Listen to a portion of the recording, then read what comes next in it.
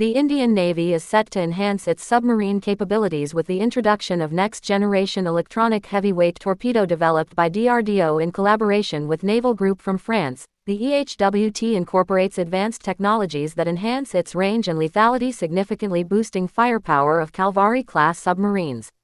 The Ural Civil Aviation Plant announced delivery of its first two UTS-800 turboprop trainer aircraft to Russian Ministry of Defense for flight testing program, substantially reducing training costs while maintaining high efficiency.